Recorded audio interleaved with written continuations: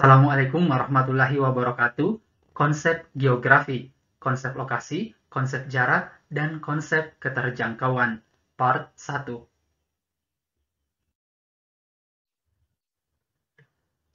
Apa itu konsep geografi?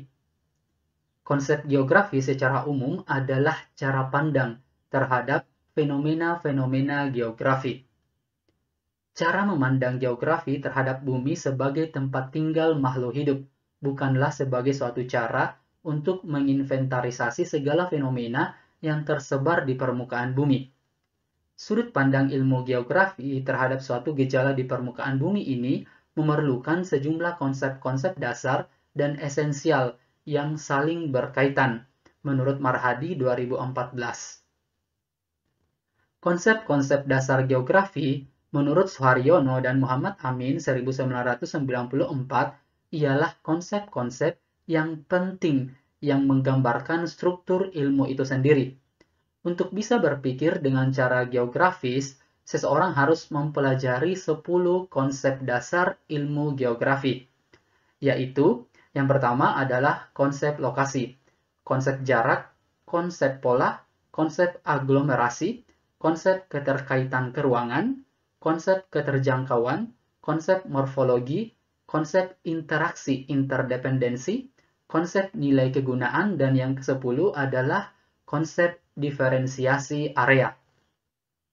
Pada kesempatan ini kita hanya akan membahas 3 konsep saja, yaitu konsep lokasi, konsep jarak, dan konsep keterjangkauan. Yang pertama adalah konsep lokasi. Konsep lokasi membahas tentang letak atau posisi spasial dari objek tertentu di permukaan bumi. Secara umum, konsep lokasi terbagi menjadi dua, yaitu lokasi absolut dan lokasi relatif. Apa perbedaan dari kedua konsep ini? Konsep lokasi absolut yaitu lokasi absolut adalah letak atau tempat yang dilihat dari garis lintang dan garis bujur. Lokasi absolut keadaannya tetap karena berpedoman pada garis astronomis bumi. Contoh lokasi absolut yaitu letak astronomis Indonesia pada 6 derajat lintang utara sampai 11 derajat lintang selatan dan 95 derajat bujur timur sampai 141 derajat bujur timur. Lalu contoh yang berkaitan dengan lokasi absolut dalam kehidupan sehari-hari adalah misalkan letak Masjid Al-Hikmah ada di 8 derajat lintang selatan dan 110 bujur timur. Kemudian, lokasi relatif. Lokasi relatif adalah letak atau tempat yang dilihat dari daerah lain di sekitarnya. Lokasi relatif dapat berganti-ganti sesuai dengan objek yang ada di sekitarnya. Contoh lokasi relatif adalah lokasi geografis negara Indonesia yang terletak di antara Samudra Hindia dan Samudra Pasifik, serta benua Asia dan benua Australia. Selain itu, contoh yang berkaitan dengan lokasi relatif dalam kehidupan sehari-hari adalah misalkan letak SMPN 2 Kediri ada di sebelah kanan jalan, di depannya terdapat minimarket. Contoh lainnya, kalian bisa lihat di gambar ini.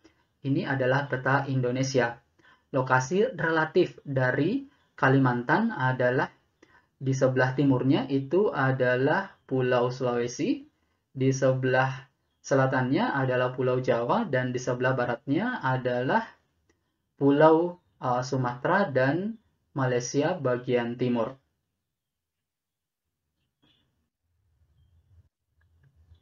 Selanjutnya adalah konsep jarak.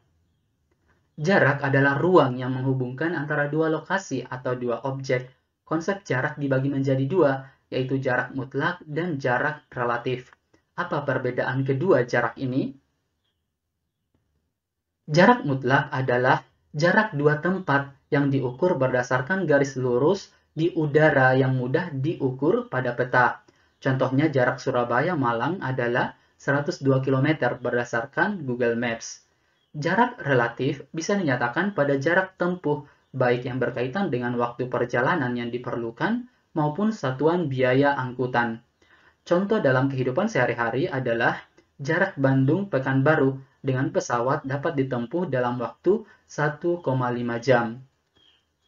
Untuk lebih memahaminya, kalian bisa perhatikan gambar ini. Di sini ada dua lokasi, yaitu Kota Makassar dengan Kabupaten Takalar. Jarak mutlak antara Kota Makassar dengan Kabupaten Takalar adalah 37,9 km di atas peta berdasarkan Google Maps. Sementara jarak relatifnya adalah 1 jam 20 menit menggunakan mobil. Jadi kalian bisa dengan mudah membedakan antara jarak mutlak dan jarak relatif. Selanjutnya adalah konsep keterjangkauan. Konsep geografi ini mengacu pada kemudahan untuk mencapai suatu objek yang dipengaruhi oleh kondisi geografis suatu wilayah. Keterjangkauan tergantung dari jarak yang ditempuh dan yang diukur dengan jarak fisik, biaya, waktu, serta berbagai hambatan medan yang dialami. Seiring majunya teknologi, transportasi, dan ekonomi membuat keterjangkauan semakin tinggi sehingga jarak menjadi sangat singkat dan dunia menjadi global yang lebih mudah dijangkau. Keterjangkauan yang rendah tentu akan berpengaruh terhadap sulitnya pencapaian kemajuan dan pengembangan suatu wilayah. Contoh fenomena berkaitan dengan konsep keterjangkauan dengan kehidupan sehari-hari adalah distribusi bahan pangan dari Kabupaten Pacitan ke Kota Malang lebih mudah daripada distribusi bahan pangan ke Kabupaten Gunung Kidul karena berbagai hambatan-hambatan yang harus dilalui. Contohnya kita ambil Jakarta dengan Makassar. Untuk keterjangkauan kedua wilayah ini bisa menggunakan pesawat dan bisa menggunakan kapal laut. Untuk kapal laut, biaya yang diperlukan menjadi lebih murah, tetapi waktu yang ditempuh lebih lama. Sedangkan untuk menggunakan pesawat, biaya yang diperlukan lebih mahal, tetapi waktunya menjadi lebih singkat, bisa hanya beberapa jam. Sementara untuk kapal laut bisa 2-3 hari. Seperti itu konsep keterjangkauan. Oke, cukup sekian pembahasannya. Terima kasih. Assalamualaikum warahmatullahi wabarakatuh.